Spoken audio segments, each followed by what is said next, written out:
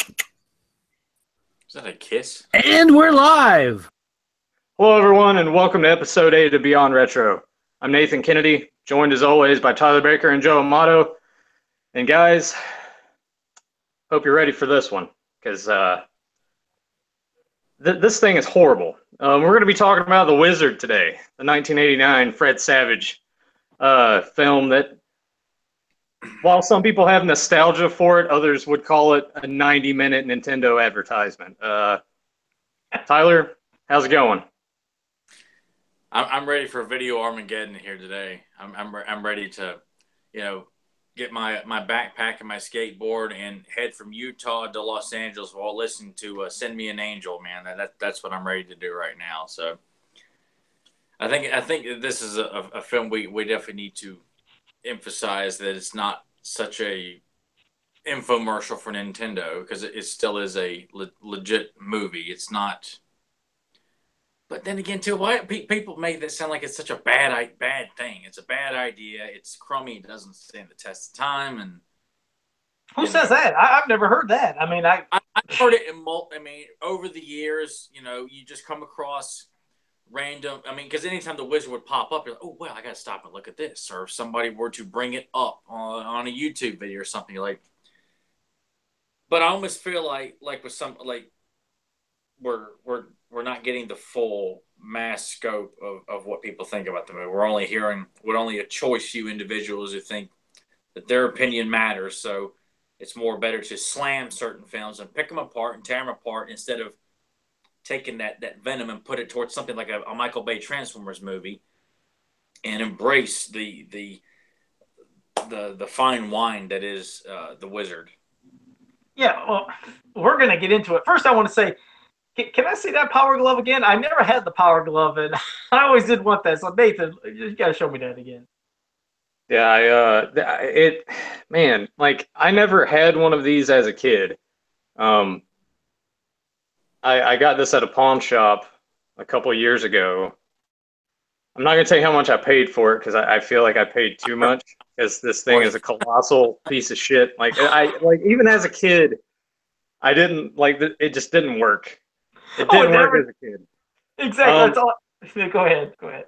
I went to a birthday party. It's the same house where I went and watched Child's Play and walked up from their house, and my dad scared me. But I can't remember if it was the kid Adam that I was friends with that was my age, or his older brother Josh. I don't remember whose birthday it was, but someone got this for their birthday. And I remember everyone was taking turns, and you have to program it so it can match the game that you're playing. And even when you did that, you could just see the disappointment immediately, that they're like, oh, and then they just started using a controller or using the D-pad and the BA buttons that are on here, because this thing is just so unresponsive. It's not even funny. Yeah, I've heard that from so many people, because again, I've never owned that, and I never even got to see it in person either. I never did. Nobody I knew owned that thing, but I just remember hearing so many, it was half the time it was always in the magazines, just the disappointment. It was non-responsive, they made it look magnificent, of course, on the commercial. And of course, in the movie, it just looked amazing. Like, look at Rad Racer. It looks like he's really, steering or moving. And then I know that, for Punch Out, it was supposed to be great, and it wasn't. But damn, at least if anything, it looks a lot cooler, I guess, than what it really is. It's a great display piece, and I guess it was, Nintendo trying to be ahead of its time. Yeah, it looks cool, and I've had this thing on approximately 10 minutes. And I'm already, my hand just feels really just gross. So I don't know how anyone.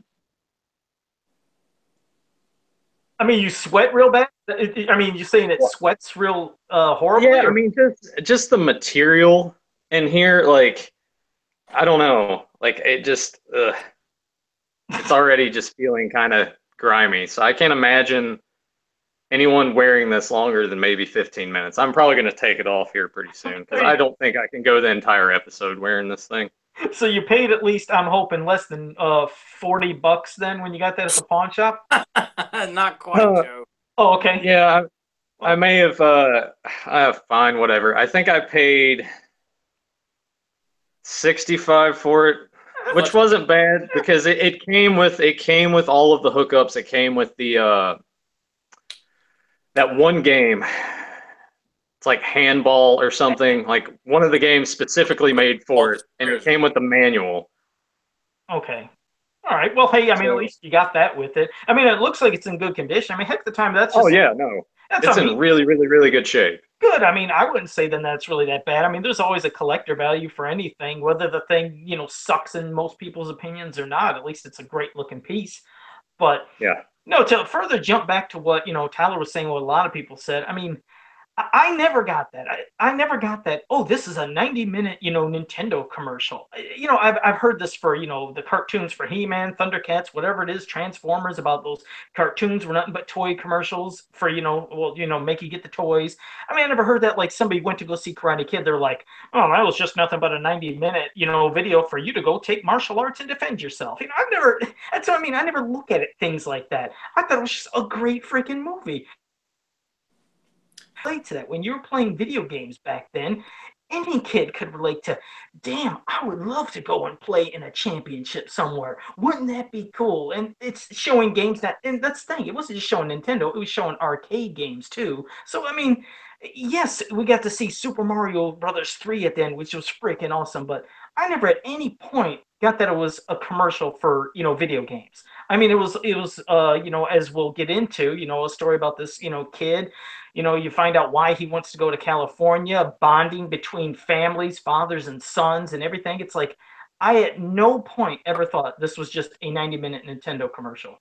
I mean, until Tyler just said that to me, that's pretty much first I've ever heard of it. I've never got that from anybody. But of course, maybe I just didn't talk to a lot of people who said that. I don't know.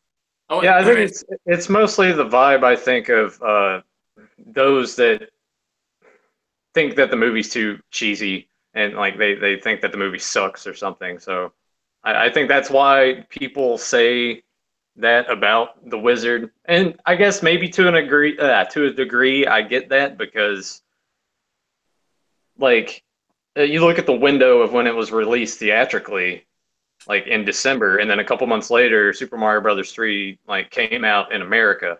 So I guess I could see the selling point of if you've heard about Mario 3, like go to the theater, catch that last little bit, you're going to see the first footage in America for Mario 3. Like I get it to that degree, but I same camp. Like I don't think that. I love the film. I loved it as a kid. It was one of those movies that was in heavy rotation for me when I would rent them.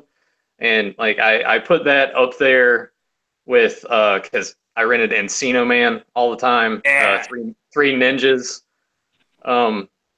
just that era of films. So I don't know why people say it. I don't know why people don't like the movie because I mean even it's like 90 minutes long and it's a piece to watch and it's fun. I just don't understand the hate for it. Yeah, I never Plus, got it. What about you, good Tyler? Did you get much acting hate? too. I'm sorry. Go ahead, Tyler. I didn't mean to cut you off. I think there was a delay, Now, but now, we talked about this, that you were going to let me and Nathan do some more talking this yes, episode. I'll zip my And map. you've been overlapping all every single one of us here. All right, Mr. Barton. Sorry. Go ahead. All right. But the movie doesn't get enough credit, for all the solid acting that's in the movie too. You've got a lot of comedy, you've got some serious moments, and you've got credible actors. You got Fred Savage probably at the height of his childhood stardom before he got too older on the Wonder Years, and the show gets canceled, and the poor guy has trouble finding work after that. But then you got Christian Slater heading into his late '80s, early '90s stardom, and Beau Bridges, brother of Jeff Bridges, in the same film, and of course the comic relief being the gentleman who plays Putnam, the bounty hunter in the movie. His real name escapes me there, but the scenes between him and Beau, I mean, it's almost like you once you kind of see that first throwdown where he starts flattening Beau's tires in the first stop that they go in, and then you expect this constant, okay, what's going to happen next when they run into each other. And there's for a movie that's targeted towards children who love Nintendo. There's a lot of language in the movie. The kids talk like kids. The adults talk like adults. Like Beau Bridges is yelling, "That son of a bitch!" it starts, running them down and throwing shovels and destroying property. And, it's just girls yelling, they touch my breasts and all that stuff. I mean, Oh, that part cracked me up. Yeah. it's got everything. And that's why I feel like the movie ages so well. I mean, other than if you're one of those people who likes to nitpick fashions and nitpick technology, okay, fine, then I guess you've got a case, Mr. Douchebag. But I mean, I other than like I think some of the stuff they said about like the video games, like the scroll weapon and turtles and the technical jargon for the video games that's thrown in there, that could be picked apart. But even then, I'm like, it just doesn't matter to me. It doesn't matter to hear that they're throwing in random words while they're playing a video game, that really have nothing to do with it. It's just that's just kind of nitpicking, and because there's so much to like to nitpick, it kind of feels like, well, what the hell for? This doesn't ruin the movie. And I mean, to start out with is because and to its credit too, it takes a while for the whole Nintendo thing to come into play. I mean, even though it's a 90-minute film, we're not where Nintendo's not even mentioned probably for what 15-20 minutes when they go to the bus stop and play Double Dragon at the those pick a choice or those arcade machines that had like multiple games you could play on it at one point. Yeah, the player's choice Player's machine, choice, like yeah, 10 and 1. yeah, kind of like the Neo Geo games Yeah. they had in arcades as well. But yeah, it's not like it's beating you over the head with Nintendo product placement. There is some in it, but Yeah. I don't think it's given enough credit for everything else that it does. Yes, you got Universal Studios advertising all throughout it, but it's cool because as kids, I wanted to go there. I think Nathan even got to go there as a kid, so it's. I'm like, what's not to like about this film? I feel like people are going to pick it apart for, oh, it's cheesy. Well, why is it cheesy? Oh, it was made in '89, and hell, I don't. And really, too, if people have some problems with it, I don't want to sit and listen to their crap about it because I feel like it's just, it really just kind of comes off as people who just either didn't grow up with the film and want to tear it apart, or they think that they're, much higher than the rest of us, and they love their Oscar worthy movies and stuff like that, and we just don't get the hell out of here. Because I mean, they're like you said. I mean, they're fun kid movies half the time, but they can still transition well to where you can still enjoy them as an adult. But like I said, it still there's a lot of family, tones involved in that. And like you said, you're talking about Nintendo placement, but I mean, my God, don't they go to Reno at some point? Is it Reno? I just want to make sure I know the exact Yeah, area. Okay, I mean they're going there. I mean, might as well say, hey, were they promoting for Reno and going to gamble and play, in the slots and the casinos? That's what I mean. It's like they're dissecting certain parts that they want to dissect just to make themselves, I guess, seem a little more intelligent for the reason they want to hate a movie, but. I just didn't get it. Like I said, there was a lot of funny parts. There was parts that were kind of freaky. Those poor kids were getting robbed at every turn, which is a scary thing. You can picture if you were trying to, get to some, from point A to point B. You have no money. Money. You're just a kid. You don't know what to do, and you're getting robbed. A couple times. I mean, it's frightening. Then she has the one girl, Haley, she has a buddy that she goes into a casino, tells him kind of how to play. It's just kind of cool. Well, of course you can say, hey, kids aren't allowed in the casinos, but she snuck her way in. He won like it looked like $400. I always felt so bad for him when he's standing there, and I think she gave him 10 or $20. Yeah, what was it? of course you got at the time I didn't know that was the boss for 48 hours and would go on to be Arnold's boss in Last Action Hero. But I'm saying it's just this big kind of it just felt bad for him, because he's doesn't know how to gamble, and Haley's yelling at him how to play, and all he gets is $10. I'm like, give him some more money there. I felt so bad. You're right. You felt bad. It's like, oh, this is terrible because they portrayed him as being, you assumed he was slow, possibly a little slower, than others. And when she Yeah. just gave him that 10, and he looked so excited, though, I was like, oh, that's pitiful. Poor guy got $10, and he's happy for $10. But so that was, there's that, and then there's the slight little love interest that could maybe, be budding between, Corey and Haley, in the movie. She wants to deny it, but at some point, the little chemistry. Here comes the kiss again. When you're a kid, there's always the hot girl you liked. You kind of related to that. It's there was just so many relatable parts. It was something that you could connect with, along with, like I said, just the whole premise of the movie. Wouldn't it be great to go to California and go to, I mean, to go to the championships and play in a contest to win $50,000? I mean, that would be every dream as a kid. When you're seeing that, it's something that we can't do. So just to see, it's like you can maybe vicariously live through this kid in this movie, feeling like, wouldn't it be great? But then you're wondering the whole movie, what is his obsession in California? What's going on? You eventually get there and you find out what the reason is. But hey, you got the bounty hunter going after him. You got the side story with the other father and son bonding. And he's getting obsessed playing Nintendo. That's what was kind of cool. When you see, like you said, Christian Slater or whatever. Oh, when he's sitting there, he's playing Ninja Turtles before they go to bed, and then he wakes up. I don't know if it was in the morning or middle of the night, and his dad's sitting there playing. And like you said, he's rambling nonsense about parts that aren't in the game or items, but hey, you're going with it. It was just cool to see him getting obsessed on the video games too. Go ahead, Nathan. No, I was just gonna say that one nitpicky thing that I do have, and it's not specifically to that movie, it's just as a whole. I hate it when they do show people playing video games and they're just sitting there like button mashing everything, like even the D-pad. I'm like, it does. That's not how people play video games. That always annoys me. But I could buy Bo Bridges doing that because then he's never done it before. Well, he just clearly comes as like he's completely oblivious to how to play a video game. Because he acts like he doesn't know what to do. But it's funny. I could see I see what you're talking about, because not only in that movie, plenty of TV shows and stuff, when they always show like, the adults playing and they're slapping like this or they're turning sideways. I'm like, what are you slapping the D button for or hitting it this? What is that doing? That's not doing nothing. Or when they're going like trying to jump or move, I'm like, that's not. Oh my God, I cannot stand watching when they used to have adults, especially playing games and going through all those stupid motions that had nothing to do with the game. But it works from a child's perspective. When we're watching that, you can see that he's the adult. He doesn't know how to play this stuff. Christian Slater, even though he's a young adult, he knows how to play. Fred Savage knows how to play. Hell, Haley knows how to play. The adults, they don't know what they're doing. Us kids, we know what to do. We just kind of look at them like, as if we know more than they do. We have the edge over the adults, when you watch that kind of stuff. I know, but it goes beyond that. I can't believe I'm still wearing this thing. Anyway, it goes beyond the whole, like, from the wizard. Do what? I was going to say, you at least have to keep it on until we get to our Epic Lucas segment. All right.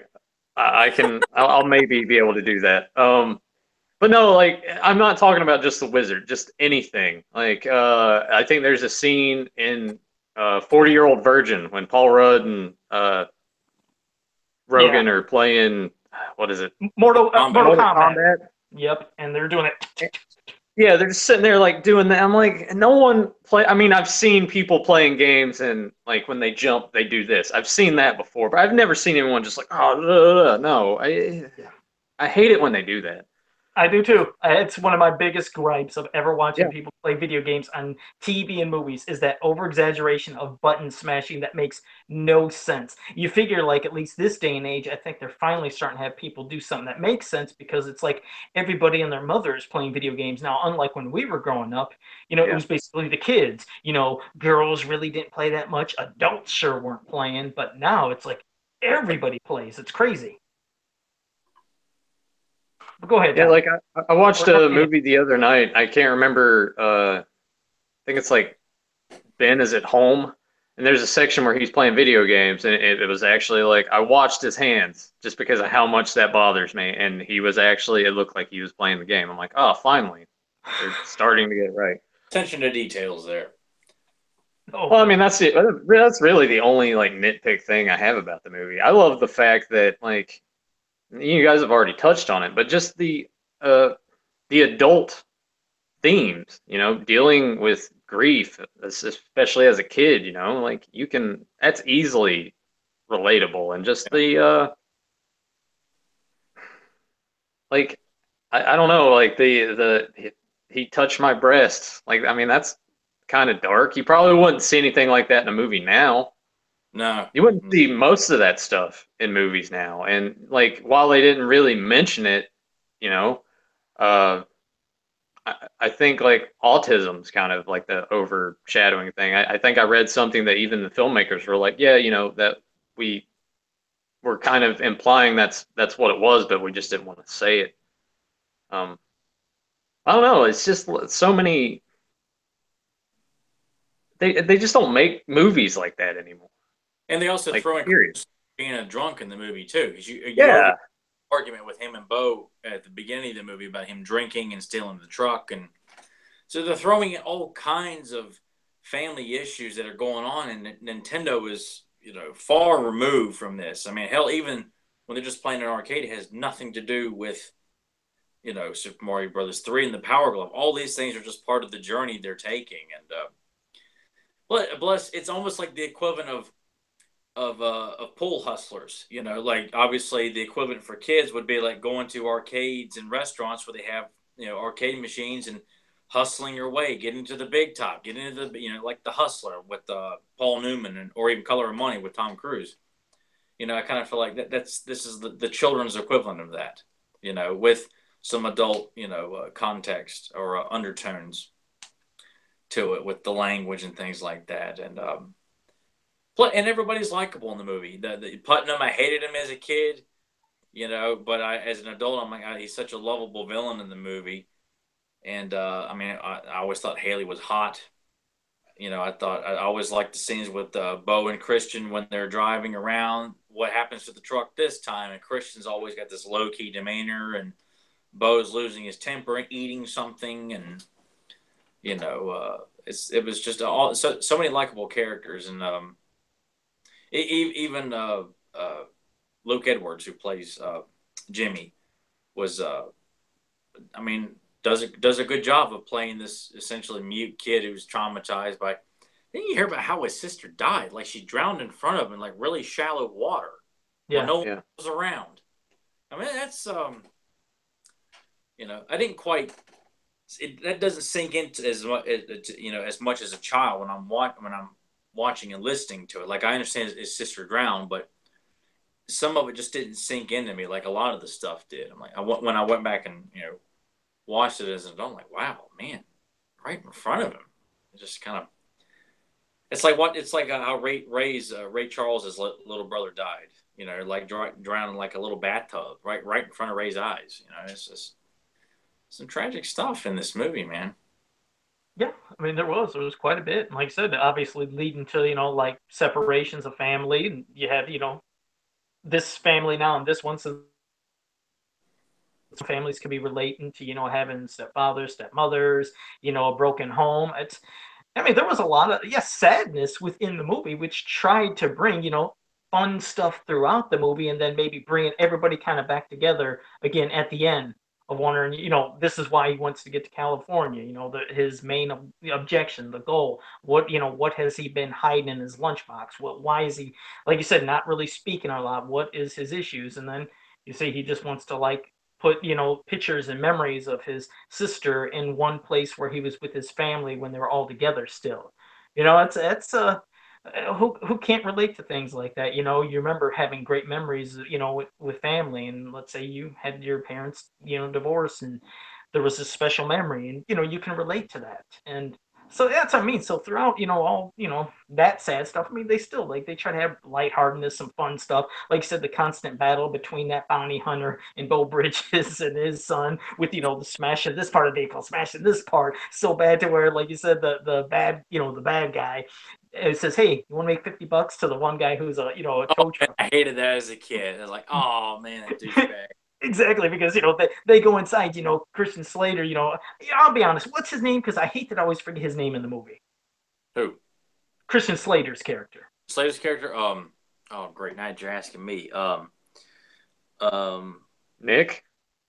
Yeah. Okay. All right. Well, Yeah. thank you. Yeah. Thank you. Yeah. Yes. Yeah. Yeah. Yeah. So when they're at that place, when they stop off to go get a bite to eat, and Bo Bridges, when like, let's get it to go, and Nick's like, no, let's just sit down, and relax. Because like you said, he's always trying to stay grounded. have his dad be calm. He's like, no, let's just sit down and have something to eat. And of course, then when everything's happening, they go out and they see that their vehicle is being towed away. He just turns around, let's go back inside. Like, what are we gonna do? He tells his dad, let's just go and sit and eat. It's terrible. In the condition of the bounty hunter's vehicle, I was like, man, his was like 100 times worse. It's Oh my. smoking, the back end's hanging. It's like Well, that I mean, thing would just, nothing can top their truck being stripped, for parts, but yeah.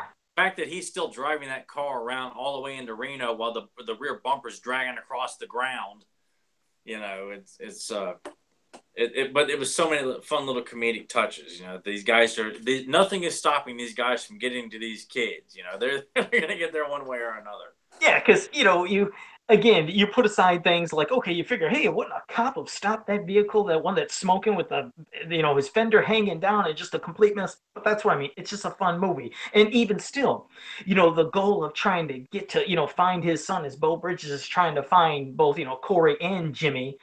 There's that part though when I think they're getting a different vehicle or something. He's sitting there. He's still back to playing Ninja Turtles. It's like he's so obsessed. He's even forgetting about his kid. That's what other little funny little parts. Thinking, shouldn't you be going after your boys? But you're sitting here. You just got back sucked into playing Ninja Turtles or whatever he was supposed to be playing. That's what you got to. For some reason, he says he's well. I guess I'm getting confused because I remember the show clips of Super Mario Brothers 2 in the film. And for some reason, I'm always associating that he's playing that, but he's not. He's playing something where he's closing in on the Barbarian.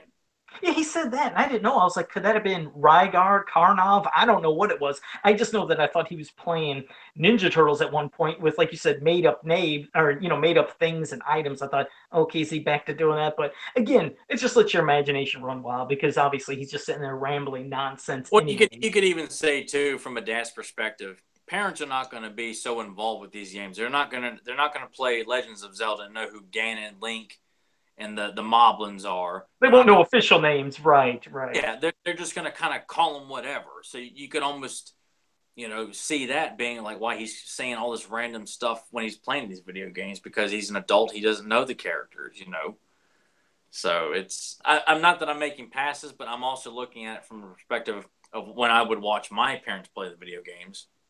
They weren't really trying that hard. They weren't taking time to know who characters were and all that stuff, So it was only through chronic playing and stuff like that they would know, characters from cartoons and movies. But video games, no, they either get too dizzy watching us play Mario Go-Kart or something like that. Did either of you guys? And I'll ask you, Nathan. Did either of you when they were mentioning the scores, like you remember when Jimmy, I can't remember if it was 50,000 or whatever when he was playing it. 50,000 on Double Dragon. Did either of you guys then, pop in your Double Dragon back in the day? Because I know I did, and say, okay, let me see how quickly I could get to 50,000. I remember I used to compete with hearing something on the show, let me see what they're talking about. I don't know if it was just me. What about you, Nathan? Maybe it was just something I did to be. No, I never did that. I was never much into high scores, even on arcade machines. I was never one to be like, I have to get my initials in the top 10 or whatever. That was oddly enough, because as a kid, I was very, very, very competitive playing Nintendo, but I just, scores didn't matter to me for whatever reason. I don't know why. Yeah, I think that was just mine. I was more concerned about, if I'm playing against someone else beside me, beating them. But as far as anything single player, anything arcade like that, no, I never attempted to be like, yeah, I have to be the best at this game. Okay, I was always curious. Because the amount of games they were playing, and then as you've seen, even in some points, when they were playing all the games in Reno or wherever it was, where they were playing all the games in the arcades and stuff. I remember, I think when they were playing Rad Racer, when Jimmy was playing Rad Racer, it was the arcade Rad Racer compared to when, obviously he went to, meet up with Lucas, which, you guys might as well transition to that in a second. But when he meets up with Lucas and he's playing Rad Racer, which I think it was Rad Racer, it was the Nintendo version, but I think. Yeah, now it's time to give one of the coolest, but man, as a child, probably one of the biggest douchebags you could see in a live action film as a child was Lucas Barton, the the guy who knows all 97 games, which I took it as that he owned 97 games. I would take it. Yeah, yeah. He said he owned all of them, right? Yeah, yeah. Which, like, man, what was his parents doing that he even so much that they bought him the brand new Power Glove that is given quite an epic introduction with the suitcase being laid down, opening it up, and him putting it on. They're like, "What is it? I don't know." And then you have this really cool like rock music playing when he's gearing up, and then it's go, and the music kicks into gear, and I mean, there's just complete douche written all over his face. But you're like, man, he's cool though. I mean, I hate him, but it was such a. I still have so much fun watching the Power Glove sequence. I mean, just going on YouTube and just look at Lucas Power Glove. That whole sequence, it's a memorable sequence, to see. I mean, because they feel like there's multiple villains in this movie too, and he's the villain for the kids. Specifically, like the kid villain is Lucas, so that's why it's a big deal. And of course, it's always fun to hate the villains and love the villains as well. And Lucas stays a douche all the way to the very end, by trying to like, oh, look, they're down over there. Hey, you over there. Just Yeah, trying to, that was terrible. Trying to get his competition out of the way. Little Tobey Maguire hanging out next to him and everything. Yeah, with his mullet and everything. I want to hate them one question though. What do you think of the Power Glove?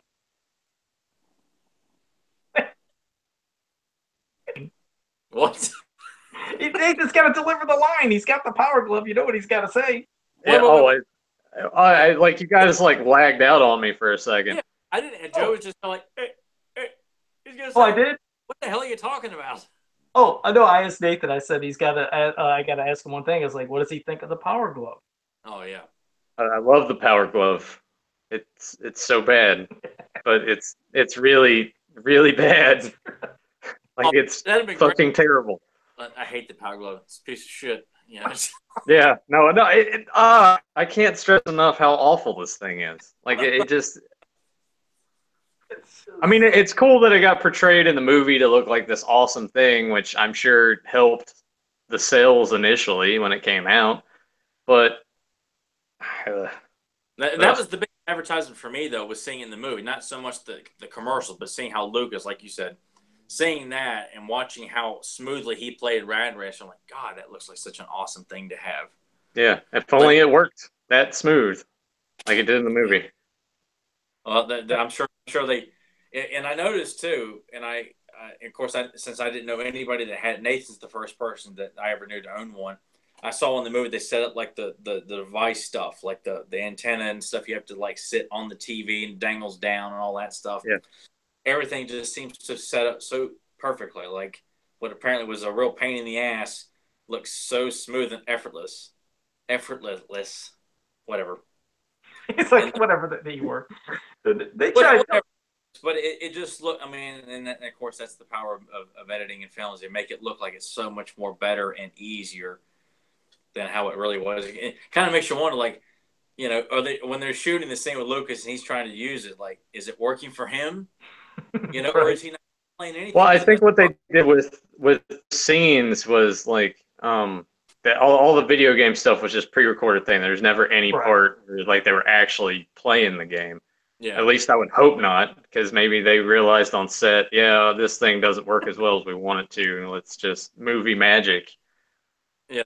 To the connectors on the TV, like, you think about how TVs were, and the one that sits on the corner is like straight angles. And most TVs back then that I remember, unless it was one of the floor models with like the wood panel around it, like, were all rounded edges. Yeah. Yeah, mine was. So, yeah, so I can imagine just the frustration of trying to set that up, and it's just constantly wanting to fall over. That would have been I like I said, I know that, well, Nintendo at least, was always trying to do something, different, revolutionary. Some things maybe they didn't work, somewhere to suck them in. You could say the same could be said for, Rob the Robot. Not many games really worked with Rob the Robot, but it was still cool. It was, I guess, a selling factor. It's a shame some things couldn't have worked even better, because that could have been so much more as a selling factor and to build games upon these gimmicks. It sucks it didn't work. I also want to say hey to JSP in the chat room. He's here. Thanks for joining us.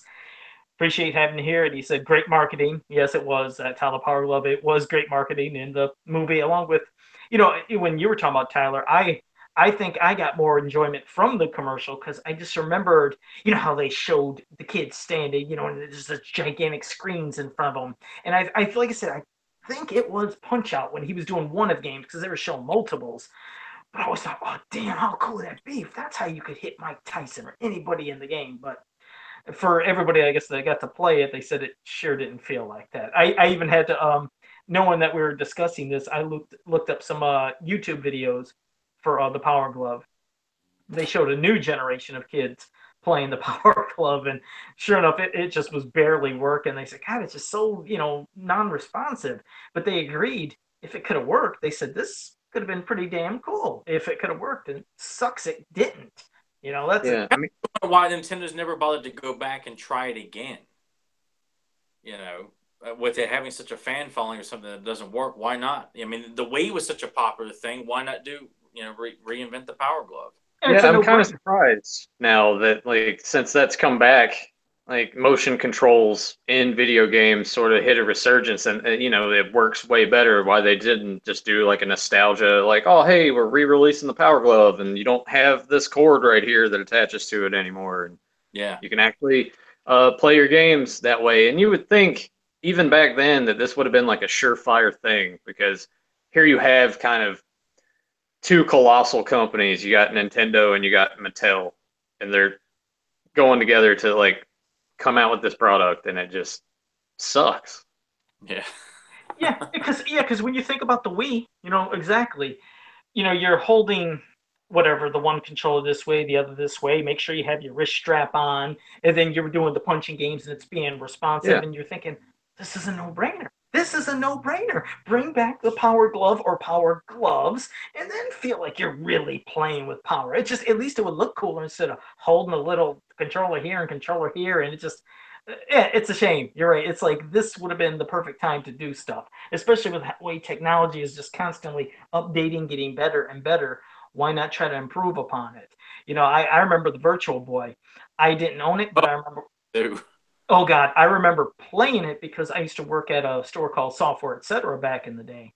You make it sound like a store called Software as if like we have no idea what the hell a software is. Well, the reason I'm saying this for the newer generation, because half of these kids probably never have seen a Software Etc. They're used to right now whatever GameStop or Babbage's or whatever the hell they call it. Remember, it used to be EB Games, Electronics Boutique, whatever. There's so many changes, but yeah, Software Etc. It was always gloomy. The first time I remember going into Software Etc., I remember seeing some Genesis games and freaking out because they were getting them before Toys R Us or anywhere else, and I didn't know that the store would get it. I thought it was just about computers, because pretty much it was. They were pretty much focusing on computer games, and it was gloomy and purple in there. It was just a weird looking store, and of course I ended up working there eventually. But I remember when we got the Virtual Boy, and we were trying to hype it, and they had the floor model, and kids, adults, everybody's coming in and playing the game. Like, God, that thing hurt my eyes. It's like nobody wanted to buy this piece of crap, and of course it just absolutely flopped. But just the amount of things that, like I said, Nintendo has tried, and some have been so successful. And figured, okay, if they didn't work then, maybe just try to improve upon it, make it better, But well, of course, we got virtual reality helmets and things and attachments now, so I guess everybody and their mother's making that. So. But well, let's fly back to the Wizard, and for me, I'm just gonna fast forward, I guess, kind of towards the end, just because there was a part that drove me nuts as a kid. Now you remember Super Mario Brothers 3 was being unveiled because they were playing all these games, and they said, okay, now you're gonna play a game you've never played before. And everybody's wondering what it's going to be. And when they all sit up at the end, it's Super Mario Brothers 3. And I remember when I'm seeing this, in the theater, I'm freaking out because it's like, oh my God, I can't wait to get this game. But I also hated that if this is a game that you've never played before and you know nothing about, how do they know stuff? Towards the end, when Haley's sitting there yelling, Yeah. and so is Corey, when they're like, get the war, play the flute or play that, it'll take you to the end. Like, how do you know? You never played this game. You don't know nothing. That, even as a kid, I hated that part. Didn't know. I say when I saw that as a kid, Mario Brothers is already on. Has already been released. I'm seeing the Wizard on VHS, and they're yelling stuff that I was aware of. So, it's never played before. I've played it before. How the hell is this possible? And So it was, and I didn't, of course, not understanding that, it was released in theaters as a marketing ploy, to get people interested in Super Mario Bros. 3. So it didn't, of course, now when I watch it now, yes, it makes no sense that they're yelling, get the flute, get the star, Jimmy, get the star, and, find the warp. If he finds the warp, he can jump warp. Like, how the hell do you know this? Yeah. I was like, when I watched it last weekend, that part bothered me a lot. When you started talking about that, I'm like, all right, I know where Joe's going with this. It's the warp whistle. I'm like, why? Yeah, no one's ever But seen it before, and yet everyone's an expert on it now. I mean, it makes sense because you're going to introduce a new game. You want to at least throw out things to people who see this movie that you can do this in the game. You can do that in the game. To see the raccoon outfit that Jimmy, ends up flying, and I'm like, oh, to see that in the big screen, you're like, oh, what the hell's he doing as Mario? I mean, I get why they're doing it. Yeah, story wise, it makes no sense, but from a marketing standpoint of what they're doing, I get why they show. Make it at least a quick attempt to show one of the warps that Jimmy goes to, the raccoon outfit, and the matching game that I always like playing in Super Mario Bros. 3 that I always sucked at, but Yeah, to time it just right. Yeah, exactly. The top of the face, the middle of the face, the bottom. No, the part that could have, because I used to think about that as a kid, and I always, again, I hated the part about, her and them knowing everything without never playing. But I figured, you know what? They were showing so much of them looking through all the video game magazines, calling the hotlines, whatever.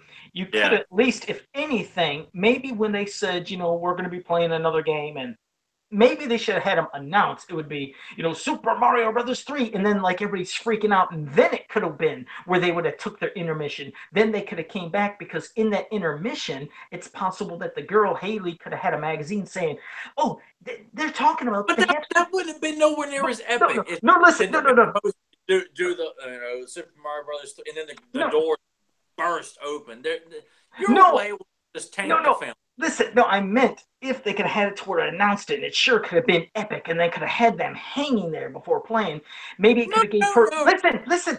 You're not letting me finish. You're not letting me finish. It could have gave her a second to, if they had a magazine to where she read up on Super Mario 3, and then that would have gave her a reason of knowing about the warp pipe and blow the whistle and hit the star. Because otherwise, it's just a whole bunch of nonsense she's spitting out, thinking, "How do you know any of this?" At least she could have had a magazine where it could explain. That's how she knew. So she's relaying the information to Jimmy, like, get the whistle, get the warp, hit the star. It could have made something, if they, however they did it, if they could have implemented somehow about her looking at a magazine. I think it could have filled that gap that has still drove me nuts all these years. I've always hated that damn part with her. But then it would be such a downplay introduction for the game when he says you're going to play Super Mario Brothers 3, and they're like, "Huh?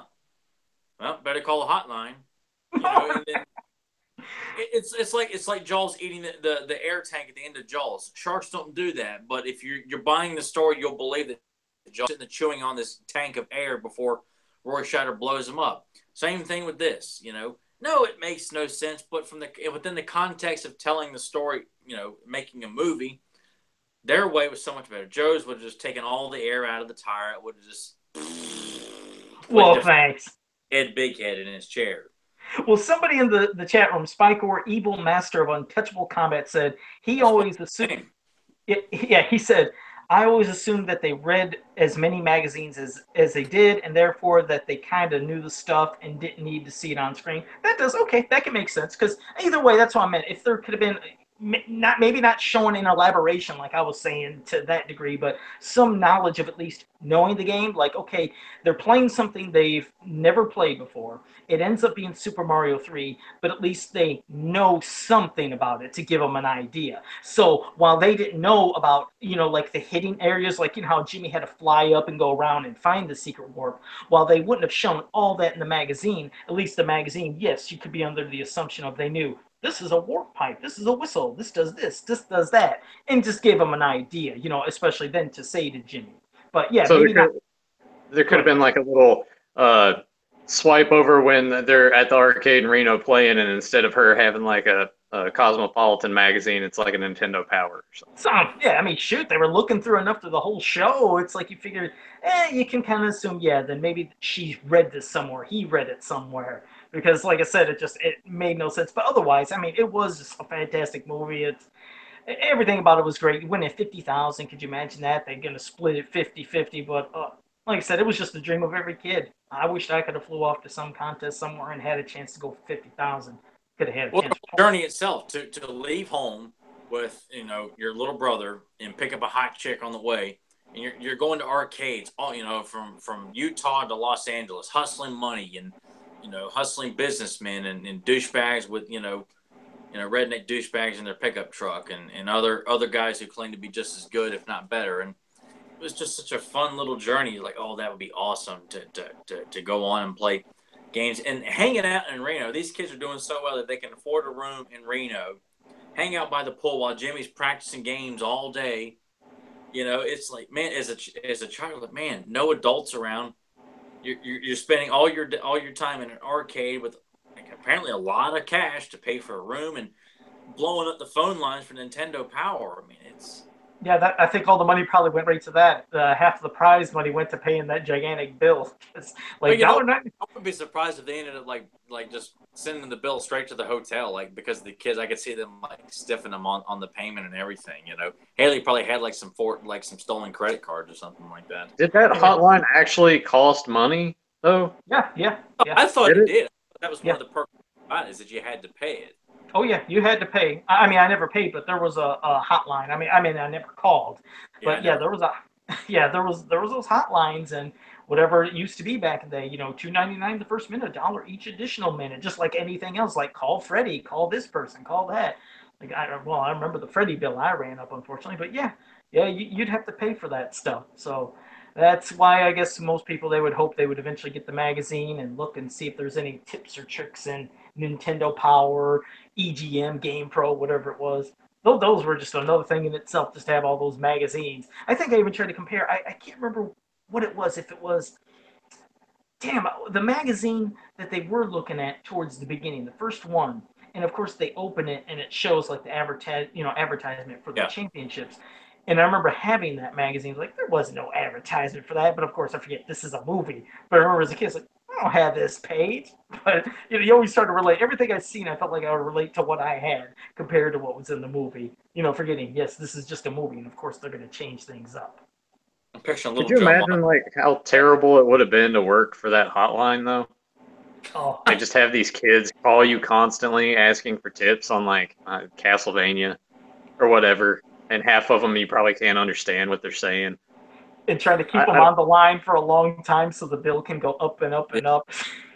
Yeah, I kind of wonder if there was any pressure too from like bosses at those call centers. It's like, well, you got to make sure that you keep them on the line for X amount of time, otherwise it's your ass. Like you're fired or something, you know?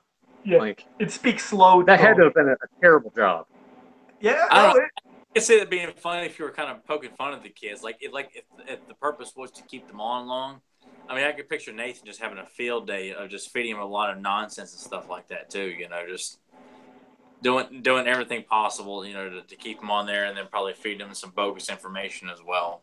or just delay them. Yeah, because like the kids calling in wanting to find secrets of Super Mario 2, and like, okay, so you're wanting to know about Super Mario Brothers 1, or what did you say? Like they're just slowly talking, saying the wrong stuff. Like, okay, let's get you started. Now you got to turn on your, they run the whole scenario. It's like, oh my god, this poor kid. He's been on there 10 minutes, and he's I think, just now hit the start button and started the game after that introduction. And then when the bill comes, You want to play Super Mario Brothers 2? Why? Wouldn't you rather play, Ninja Turtles or, hell, I mean, Blades of Steel or, just like kids. a ton of other games? Wouldn't you rather play? Because I only played Super Mario Brothers 2, rented it one time, and I hated it. It's You know, not. It's not bad. I think most people just shit on it just because it's not, the typical Mario formula. But if you look at it for what it is, basically just a reskin version of a Japanese game. I can't remember what the name of it was. It's like Yeah, Doku Doku yeah, Panic or something. something like that. Yeah, I can't remember the exact name either. But no, you're right. I remember when you first played it, it felt so strange playing Super Mario Brothers 2. It just felt weird, Yeah. even, but, hey, it's still played, and then you got to the end, and he's dreaming, or whatever the hell the ending I was. didn't get to the Yeah. end. Don't make it sound like everybody gets to the end like Joe Amato does. Oh, okay, well, all right, yeah. Well, yeah, there's an ending to the game, but I remembered when. To as kids, because you guys are always beating the Nintendo games, and I'm struggling enough as it is trying to get to certain levels. And you're like, yeah, did you beat it? Yeah, I beat it. I took it on back to the video store. I'm like, how'd you do, Tyler? I'm I'm almost there. Getting Yeah, there. and what an insult to Americans when you find out that when Super Nintendo comes out and you get Super Mario All Stars, and you have, Super Mario Brothers 1, 2, 3, Super Mario USA or whatever it was they had the real Super Mario Brothers 2, which was, of course, in Japan, but it wasn't released here because they thought it was too difficult for us to play. So we never got the real Super Mario Brothers 2 until we got to play it on Super Mario All Stars, if I'm not mistaken. I didn't know if you remember playing that, Nathan. Yeah, no, they called it the Lost Levels. Oh, is that? Yeah, okay. Yeah. On the All Stars cartridge, they called it the Lost Levels, but it was actually the real Super Mario Brothers 2. All right. Did you ever go through and beat that game? I attempted it. I mean, it compared to Mario 1, it is very very difficult. I mean, obviously it can be beaten because I've watched plenty of other people do it, but I didn't get too far in that one. Do you ever remember I remember it used to be like an urban legend we thought as kids at school. Everybody would say, "Did you get to the negative water world in Super Mario Brothers?" And I remember everybody at school was like, "What are these?" There was like a couple kids that used to always talk about this. And we always thought they were insane. We described, like, tell us how to get to this negative world exactly, because you're lying. And the one kid really described it, to a T, how perfect you had to be at this part. I remember coming to it, trying. And the day I actually got to that negative world, I remember freaking out. And it sucked because you couldn't get out, you couldn't get out of it. It was just basically you were there, but you just died. But boy, the days of those crazy secrets and tricks and stuff, that was something else. I don't know. A quick side rant, but I remember the negative world was one of the weirdest things in video games back then. Yeah, like all those glitches and random things because I mean, I remember discovering just the warp zones in the first Mario, like because you wouldn't think that you would be able to bust these blocks and jump over and just run across the level, Yeah. but yeah, I never did the negative zone thing. Like I've seen it, and it's kind of neat. I remember kids being like, "Oh, you can jump over the flagpole," and I was like, "No, idiot." Yeah, there was always the kid that had some story. Like, again, I remember when NBA Jam came home to Genesis and Super Nintendo. Everybody's saying there's a code to be Michael Jordan. You could be Michael Jordan. I was like, no, you can't. Yeah, No, you can't. And then there was Yeah. always. I remember working again. It was when I worked at Software Center, and these kids would come in like, yeah, you can be Michael Jordan. I was like, yeah, you can. How? Like, you got to put in the code, or you got to put in, Carolina, CAR for Carolina, or 23, or whatever nonsense it was. I was like, really? As we got the demo right here. I was like, let's just put it in right there because people can come in and play. But he was like, it's not working. I was like, I'll try again. After about 5 tries, the thing was always, well, it happened at a friend's house. Like, yeah, you can't be Michael Jordan. Electronic Arts had Michael Jordan at the time. Same thing with, like, yeah. there's no, you're not having Michael Jordan. But I did want to say one thing. We were talking about, relating back to the movie in parts, just I guess to get back to the movie. But talking about how Corey's dad, started becoming obsessed playing, the Nintendo games in the middle of the night. It always makes me think of my mom, God rest her soul. She, I remember, got R-Type for the Sega Master System, and she liked playing those shooters along with some of the side scrollers, eventually role playing. But I remember she was playing R-Type, during the day. And one time I fell asleep. I woke up to just hearing sound effects and like, just a couple like, damn, damn. And I woke up, came downstairs and looked, and she's playing R-Type in the middle of the night. I was like, why are you still playing R-Type? She's like, well, I can't get off this level. It's been eating me up. And just so weird to watch her playing in the middle of the night. It made me think of that father when he was doing it. The same thing, just playing the game you wouldn't expect. It was always so cool when you could see your parents playing a game and I guess getting involved. I guess that's the other connection with me in the movie is, just seeing how there was starting to be a bond between, father and son, and then how me and my mom started getting the games and she was enjoying it. I got her into role playing games. There was a game called Fantasy Star on the Sega Master System, and that was when role-playing games were still kind of somewhat new to people. Sure, you had Miracle Warriors on Master System, you had Dragon Warrior on Nintendo and stuff, and some of the concepts and things were just different. And I remember I had to find this mirror shield. I think it was the mirror shield to beat Medusa, and they told you where to find it. I tell you, I was never so lost playing a game, and my mom never played a role playing, and she hated watching me play Phantasy Star because she thought it looked absolutely stupid. But after 3 weeks of looking for this shield, she finally said, "Joe, they keep telling you on the island to look. Are you looking on the island?" I was like, "Yes, I've walked everywhere on the island." She was like, "But are you hitting the button and then hitting search?" I was like, "I didn't even think about that." And I started at every part on this island part on the map, and the last part, believe it or not, I hit it and the shield came up. She screamed, I screamed, and she immediately got hooked on Phantasy Star and started playing. So I love just the relating parts with, family and things. It always brings, I guess, good memories back. Yeah, like my dad helped me play the Dick Tracy game, and then he just started playing it on his own. Oh, okay. Because you got to go to each of the levels and like find the appropriate clues so you can like interrogate the right way and put someone in jail. And he like loved it. I remember I couldn't figure out how to get out of the vehicle. And he's like, "Oh, you just press select," and I was like, "Oh, well, there that is." And he's like, "Well, watch for the gun over here on top of this building." And I was just like, "Wait, how do you know that?" And he had been playing it without me knowing. So Great. yeah, I never caught him like in the middle of the night playing it or anything, but just when I would add like when he would throw out those things, I'd be like, "Wait, how'd you know that?" That's great. Did That's when he I found out. did he beat I it would be before like you did? outside playing, and he would be in there playing Dick Tracy. That's awesome. Do you remember if he beat the game before you beat the game, or? Uh, I don't think he ever beat the game. I know I never beat the game Oh, okay. No, because like that game just. I know we're ranting too much about other random video games, but I always hated that it's like, all right, you have to switch to the fists to punch the guys that don't have guns, and then you're allowed to shoot the guys with guns. But if you try to do that with the guys that don't, then you lose part of your life. Yeah. What a that game kind of sucked. never got to play it. I never played Dick Tracy ever. Never got to play that game. I couldn't get out of the damn car. Press select, Tyler. Press select. I'll make sure I do that if I ever come across that piece of shit game. It was so disappointing. I was such a, and I still to this day love the Dick Tracy movie, the toys and everything, and that game was just so disappointing, disheartening, you know.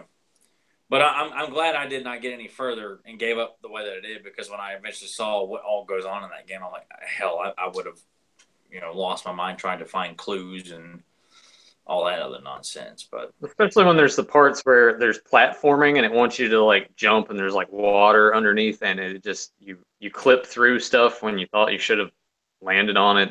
And the mechanics in that game were pretty bad. The music was good though, but I didn't like how it played. have you seen Dick Tracy though, Joe? Oh, I've seen the movie years ago. I've probably seen it when it first came out in theaters, and I've never seen it again. Not What? saying it's bad. No, yeah, not saying because it's bad. It's just I've never watched it again. Yeah. So I wouldn't know any references. If you make references of Dick Tracy and stuff or quotes or anything, I'll be more clueless than when I know a movie and don't know the quote. So yeah. Yeah, because I know Nathan, saw it as a youngster. I saw it as a youngster in theaters, and but that movie has stuck with me for so long. I mean, gosh, hopefully one day we can talk you into revisiting that film to see whether you feel like it holds up or it's okay or if it's great or it's like. I'll have to, yeah, because my fondest memory of Dick Tracy, I think, was from McDonald's. I think they were having a Yeah, game. yeah, the scratch tie-ins where you get prizes from scratching off like the money bag tickets.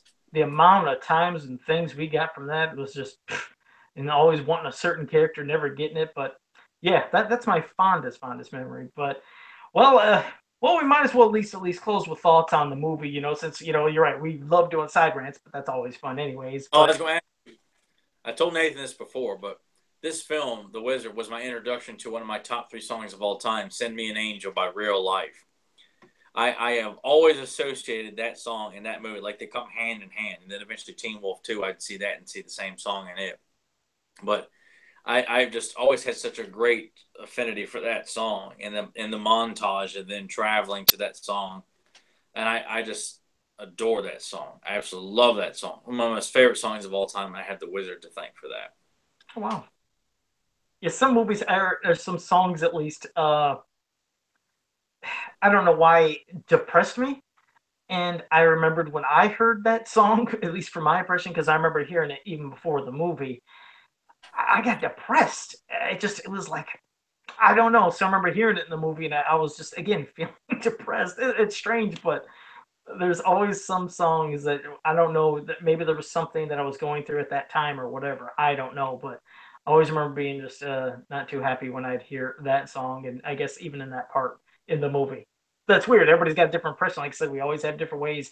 Sometimes whether we're seeing the movie in the theater or like how you said, you see a movie maybe on tape first or however it goes. There's always different impressions. But no, either way, yeah, the movie, like I said, I think it was solid from beginning to end. It had, like I said, funny parts, sad parts, try to have slight little the romantic part, between, Corey and Haley. And yeah, like I said, even the funny things. Like I said, that part with when she says you remember when Jimmy got grabbed by the bounty hunter guy or whatever, and you're thinking, oh God, he's got him. What's gonna happen now? When she came in and she's like, that he touched my breasts, and that was just it. And then all the security came, and then of course she said the same line to her buddy, who won all the money in the casino and all his trucker buddies. And of Yeah. course, like, yeah, so you touched her breast, huh? And he was like, oh, that face he made, he's all That, beat up. that was an epic moment as a kid to see all four of those truckers pull ready to beat his ass. Yeah, that was funny. I love that part. Of course, and then it made me think when she got the ride from, her buddy, the big trucker guy, I was thinking, why don't you Spanky. just do yeah, okay, there, it's Spanky. I was like, why didn't you just do this from the beginning? Why'd you have to go and try here and here and here and all? Why don't you just have him drive you from the start? You could have been there real quick. But that's me doing my filmation type stuff where I You pick apart. completely misunderstand. They needed Spanky to get them the money. Okay, well now they have to practice video games before they go to L.A. So Spanky's a truck driver. He's got stuff he's got to do. Plus he had to go beat Putnam's ass too. Right. Now that was me doing my little pick apart moment, trying to be Trying to do Quest for He-Man all over again, trying to tear it apart. Is what you're trying exactly to do. fly the wind right over. Exactly. So that's my initial thoughts from the movie, the Quest beginning for to end. Yeah. So go ahead, Tyler, Nathan, your I guess final thoughts on the movie then. Go ahead, Tyler. Um, I mean, we could probably spend another whole hour just praising the hell out of this movie. It's a fun movie. We're not saying it's going to change your life, but I also feel like a lot of it, is if you grew up with this film during the days of Nintendo, it should hold a very special place in your heart.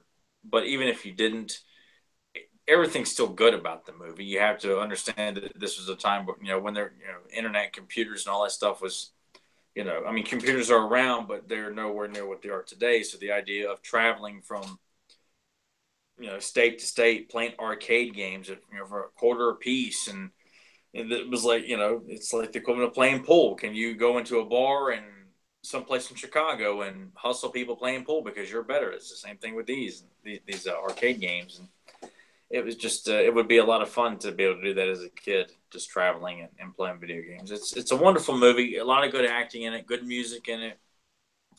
Um, it's a shame that to this day they have not released. I know they've done like screenings for it. I think at the Alamo Draft House, I think, or in various other places with like the director. I think maybe even Fred Savage and Luke Edwards had shown up for it. But there's no special features for this thing.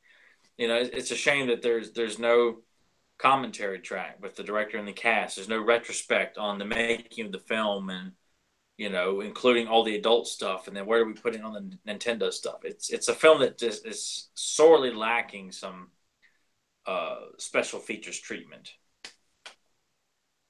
Yeah, maybe Shout Factory can get a hold of the Oh, rights and release something that's because I mean it would be interesting to see what Christian Slater, if they were able to get him, like what he thinks of the Wizard.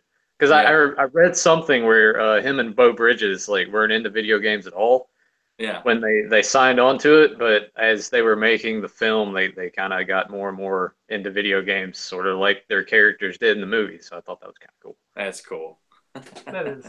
No, I didn't know that. That is actually cool.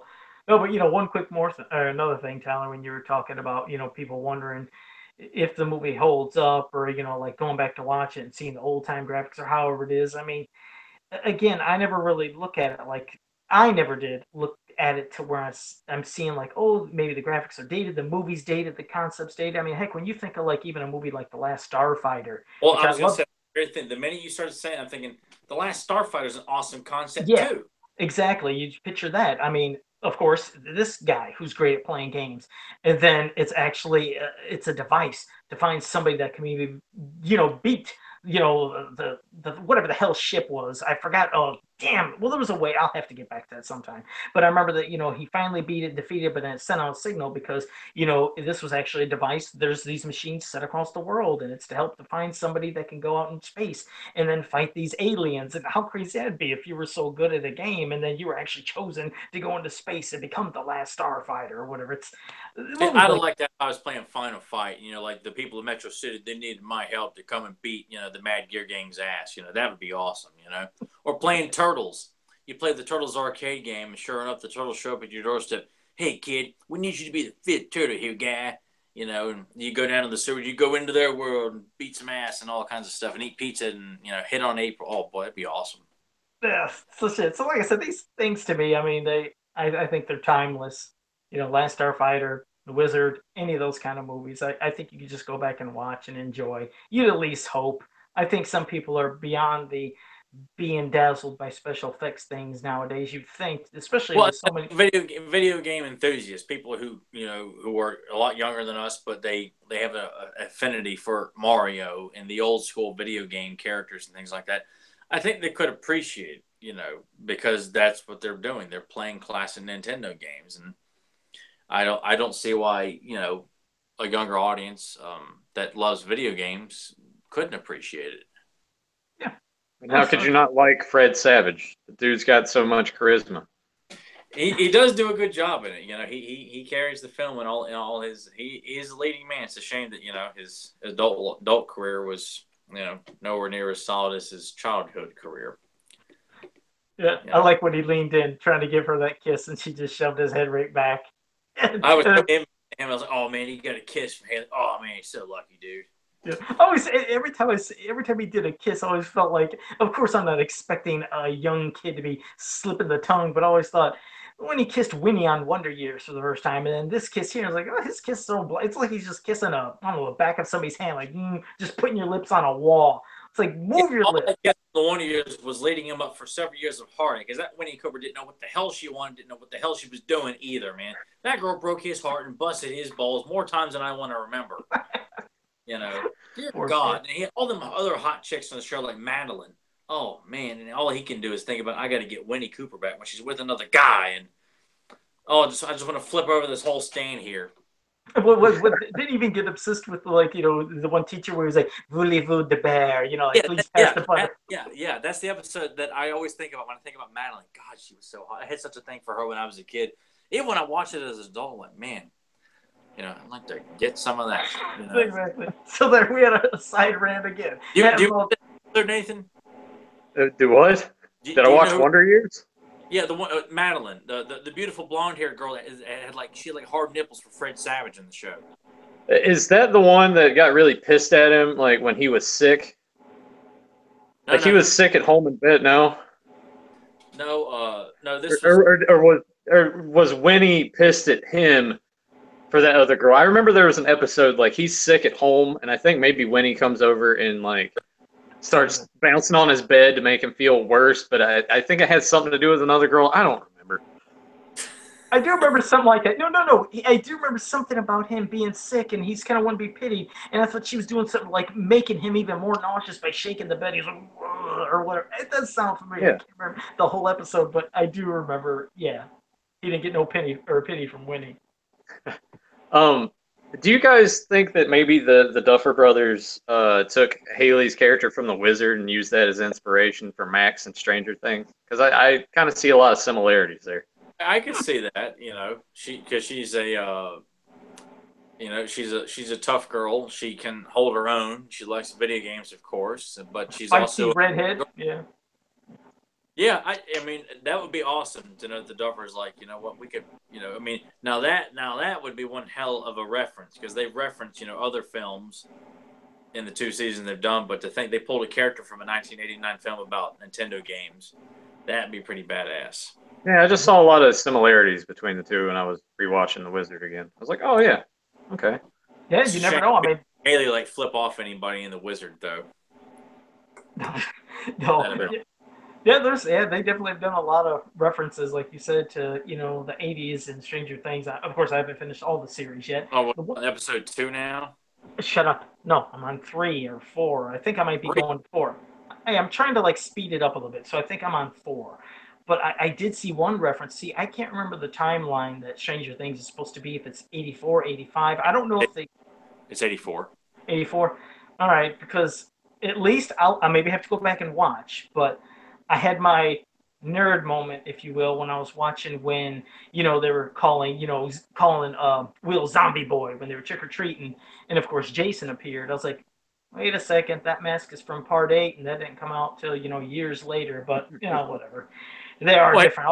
at the Halloween party, one of the guys who's hanging out with Billy's wearing a Cobra Kai outfit from Karate Kid. So, you know, for one flaw you found, I found one to help solidify the year of '84. Yep, and I found one that just nitpick. Cause see, that's what I mean. Some people might just think, hey, just grab a Jason mask. They're all the same. Nope, each one's different in every movie, and they grabbed one from Part 8, and that was years later. So that's my nitpick to the Duffer Brothers. Love Stranger Things, but you screwed up right there with the mask. So okay, all right, I'm done. I'm no more ranting. I swear I'm done, and we're done with. Scarf around your neck, or loosen up because it's cutting off the air to your brain. Exactly. I'm getting worked up over nothing. That was all the time nonsense. But no, so yeah, it was a great movie. So it was a good conversation. I hope everybody definitely had plenty to say. I didn't mean to rant if I did again because I always want everybody to have plenty of things to Well, we say. want people to know that if you feel like Joe's talking too much, send all your messages to him, and just tell him to shut the hell up, man. My inbox is going to explode now. At least maybe me, or maybe they'll all send it to you and Nathan say Joe does talk a little too much. But all right, well, how'd you want to close her up, Tyler? And any final thoughts from you, Nathan, before we wrap her up? Oh, Nathan left the call. I guess he got all pissed off. He's like, well, exactly.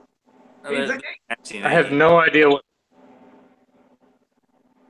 what happened. I think the Power Glove somehow summoned something to come after me.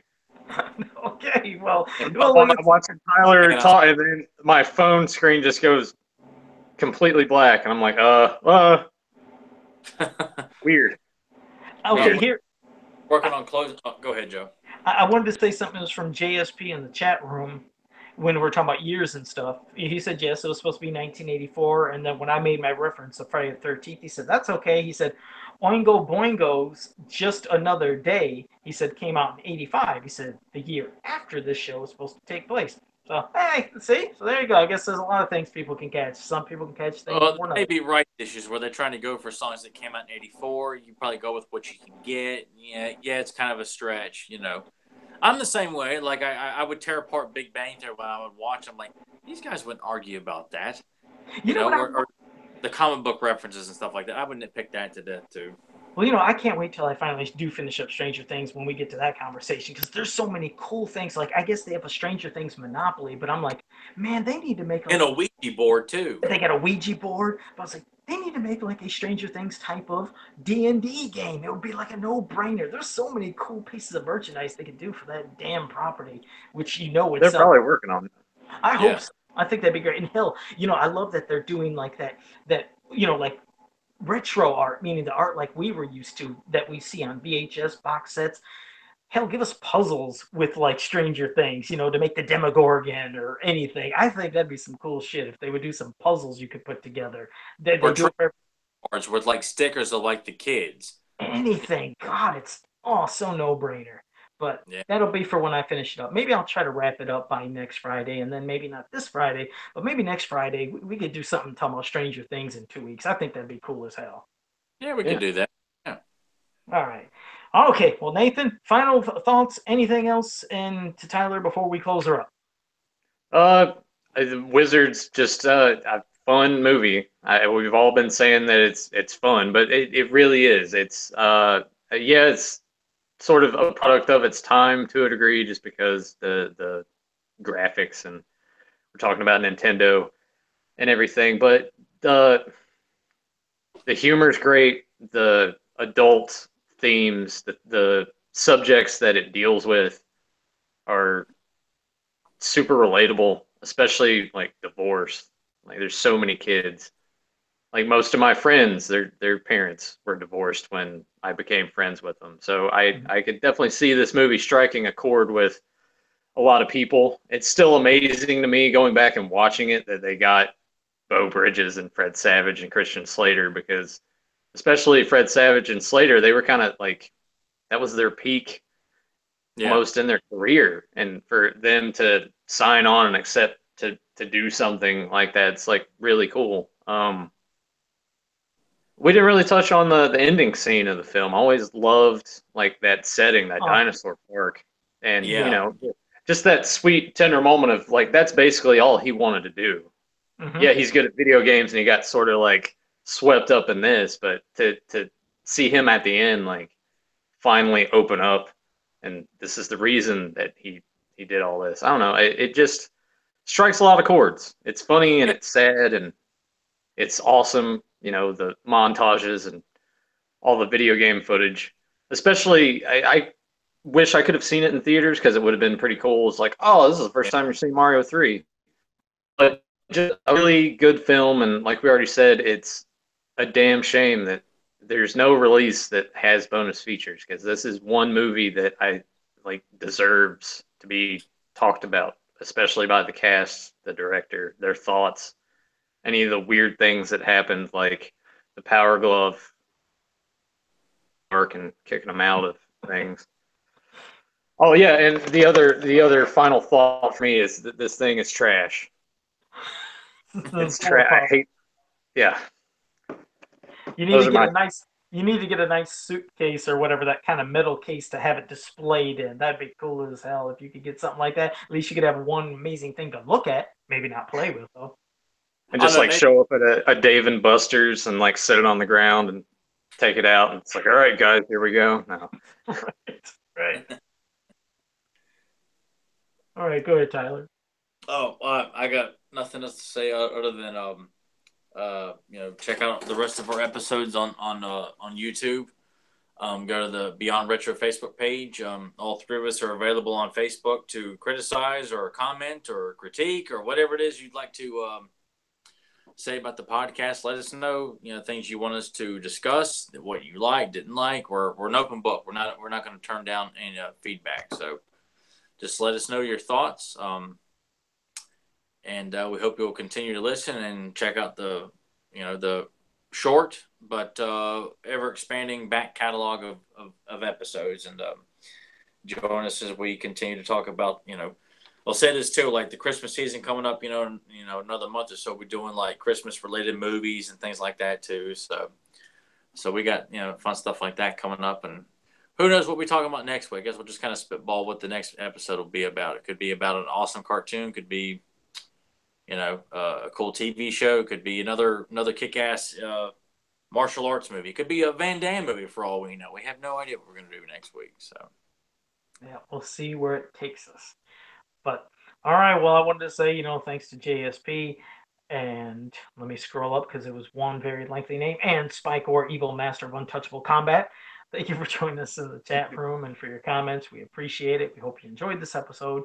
So yeah, so we'll see you next week, and yeah, see you next week. I don't have a closer for this this show. I don't do a tag. we don't have to be so formal. Exactly. Well, I don't have a tagline. That's my tagline. I don't have a tagline. No, but thanks for joining us. We'll see you next week. All right, later. See you guys. This is so bad. It's really bad.